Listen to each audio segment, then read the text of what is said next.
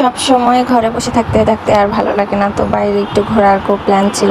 তো হাজব্যান্ডকে বললাম যে বাসায় চলে আসো, আজকে সকালবেলা আরও খাবার দেই নাই।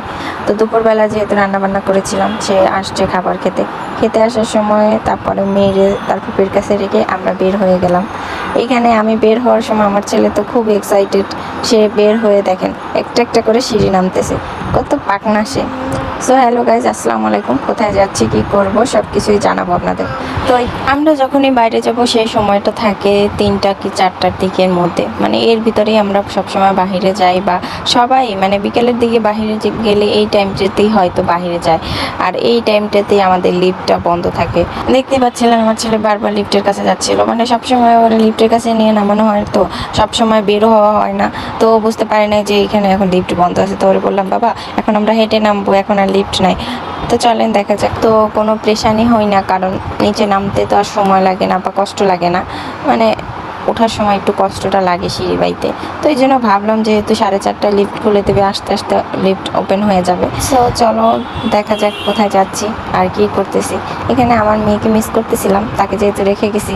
আর এখানে আমাদের বাসার নিচেই কয়েকটা বিড়াল থাকে, এত কিউট কিউট। আমার মেয়েরা খালি বিড়াল দেখতে চায় সবসময়, আর এরা এত ছোট ছোট মানে বিড়াল থাকে। আর কিছুদিন পর্যায়ে দেখি কি বিড়ালগুলো অনেক বড় হয়ে গেছে। তো আমরা এই যে ফ্যামিলি বের হয়ে গেছি, দেখেন তো আমাদের কেমন লাগতেছে। অবশ্যই কমেন্টে জানাবেন আমাদের ফ্যামিলি আপনাদের কেমন লাগে। অনেক অনেক রাসেল ভাইপার আছে আমাদের আশেপাশে, যেগুলো অনেক জঘন্য আর অনেক মানুষের ফ্যামিলিতে মানে বিষের প্রভাব ফেলে। তো ওই সব রাসেল ভাইপার পার হয়ে আমরা আমাদের মতো আলহামদুলিল্লাহ, আল্লাহ ওই সব মানুষ দূরে দূরে রাখুক, আল্লাহর কাছে এই কামনাই করি। তো আমরা এই তো রিক্সায় চলে আসলাম আড়ঙে গিয়ে আমার নিচের ফ্লোরে দেখলাম যে কিছু ডল সাজানো আছে। এই ডলগুলো আমার খুব ভালো লাগে। তো এখানে আমার ছেলে আর ওর বাবা উঠতেছিল। তো ওঠার পরে আমরা এখানে ঘোরাফেরা করে মার্কেট টার্গেট করে নিয়েছিলাম। যেহেতু ভিতরে গেলে আর ভিডিও করতে দেয় না, সেহেতু আমি আর ভিডিও করিনি।